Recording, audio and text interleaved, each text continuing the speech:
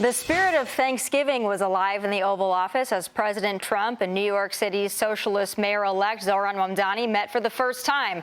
While the two leaders have profound ideological disagreements, the jovial meeting was marked by their willingness to work together. I think both President Trump and I, we are very clear about our positions and our views, and what I really appreciate about the president is that the meeting that we had focused not on places of disagreement, which there are many, and also focused on the shared purpose that we have in serving New Yorkers. He wants to have a safe New York. Ultimately, a safe New York is going to be a great New York. I think you feel very, very strongly about peace in the Middle East. I think we desperately want it. And the president was at his charismatic best. Are you affirming that you think President Trump is a fascist? I've spoken about... That's okay. You can just say yes. Okay. So, All right. Okay. Yeah. It's easier. It's easier than explaining it. And I've been called much worse than a despot, so it's not that insulting. Why did you fly here? Aren't trains greener? That's a very long drive. I'll stick up for you. Trump's charm campaign, by all accounts, was a success, and now Mamdani will have to choose whether to appease his far-left rabid base and enact the devastating socialist anti-police agenda he promised, or work with Trump to actually make New York City great again. But Democrats and their media allies are misreading the room, insisting that President Trump fell in love with Mamdani and was even starstruck. Trump was obviously in love with Mamdani the whole time, and he's tracking his polls. I've never seen him sort of care for his children, his vice president, or his cabinet's credibility the way he seemed committed to honoring Mamdani's credibility. He's trying to take a little of the shine that Zohran Mamdani has and see if he can, rub a little on Donald Trump. I can't speak for Mamdani, but President Trump seemed charmed by him. He seemed almost starstruck at points. Oh, Jason, I don't know if they're reading that quite right. I mean, what else are they going to say, right? But to think that Mamdani, who's never really had a job, right, is somehow the gold that's rubbing off on President Trump, or President Trump is trying to get some of his charisma, I think is pretty laughable. Yeah, nice try there. That's not going to work. Look, Mamdani is a communist. Let's understand that. He is truly a communist. Donald Trump proving yet again he'll work and meet with anybody at any time.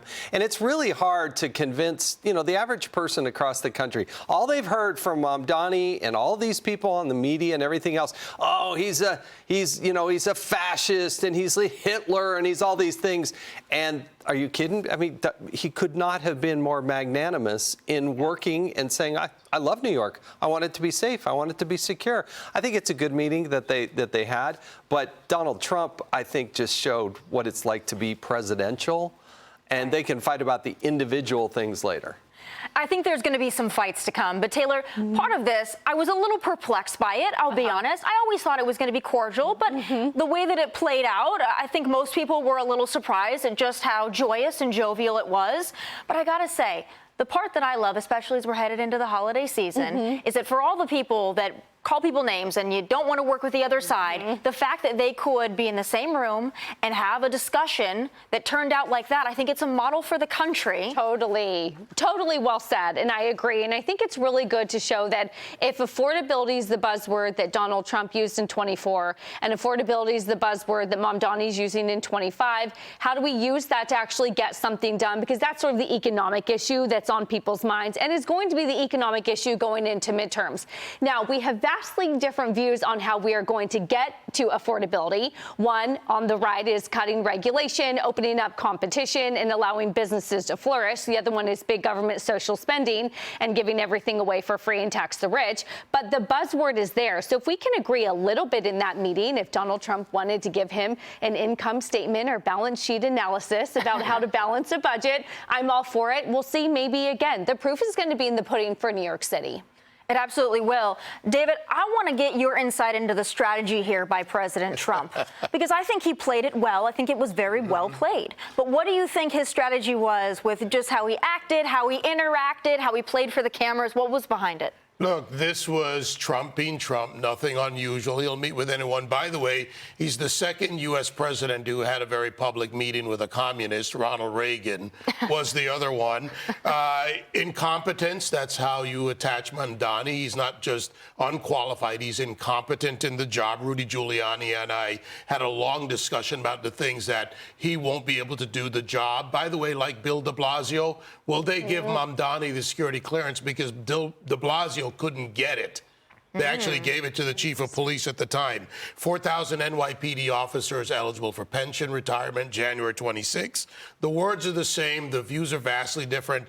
To Taylor's point, in January, what kicks in? The one big, beautiful law. And now you have tax breaks. Now you have 100% expensing. Now you have real business and policy coming together and people having more in their paychecks and in their pockets.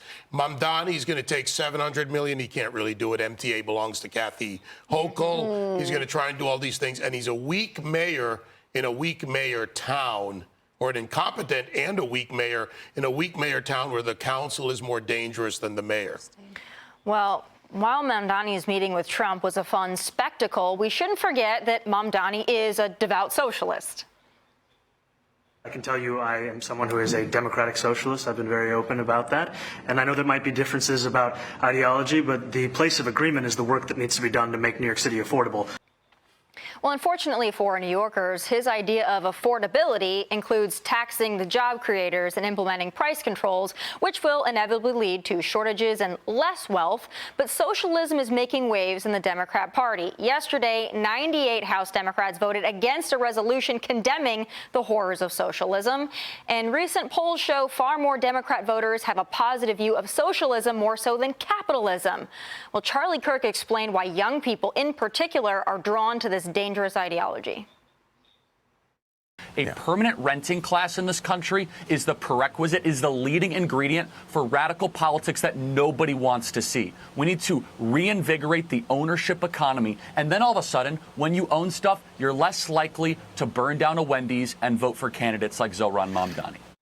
But Taylor, when you look at the people who actually voted for Mamdani, it wasn't necessarily these low-income folks who were struggling. It was mostly the college-educated, and I would say probably more wealthy when you consider all of New Yorkers and the demographic. So I 100% agree with what Charlie Kirk said there, and he was raising the red flag on socialism a decade ago. But it's interesting to me because it's about affordability, but the people that really need that affordability didn't really vote for Mamdani. I have lots of very, very left friends from law school who are very pro-Mamdani and they are outwardly supportive of him. And so I've tried to listen to them. And I'm going to try to keep this succinct.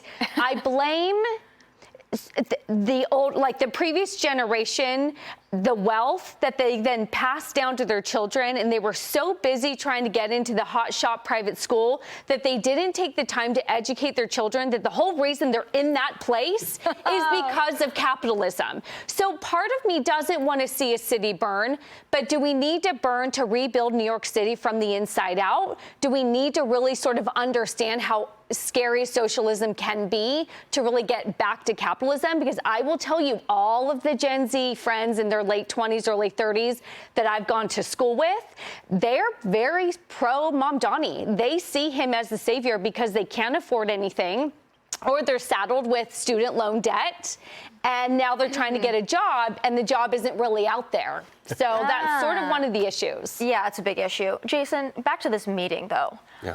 The way I look at it, I think maybe President Trump, in a way, it was a little wink and a nod because he knew that maybe some of those Democratic Socialists of America, the Linda Sarsours, they wouldn't even like the fact that Mamdani was there. And then there wasn't this big blow up. So maybe this already sets Mamdani up to be less radical because now he's kind of got a sweet spot for the president. And maybe this is him playing some chess here. I think maybe Mamdani was taken off guard by how nice President Trump was to him. But I think that the far left rabid base is going to be really upset if Mamdani doesn't end up being as radical as he promised them. Well, Mamdani promised the voters he was going to be Donald Trump's worst nightmare. Yeah. And it was a charm offensive by Donald Trump. And that's so different than every single message that Democrats have ever put out. Yeah. And let's be honest, Mamdani is probably the leader of the Democratic Party right now. And this idea of socialism, of communism, I mean, the fundamental difference between these two men could not be more different. Mamdani believes that government is the solution to every problem, big and small. Donald Trump believes in the United States of America, freedom, prosperity, love of country. Those are so foreign to what Mamdani says. So there will be clashes, but I think Donald Trump wins the day, particularly at this first meeting, by just putting a smile on his face, saying, "Yeah, let's make New York safe." Yeah. And Mamdani, he wants to go out there and do what? Let's post social workers. Well, sometimes when you put your confidence in someone, which is what President Trump said, he said, I'm confident that he's going to do great for the city.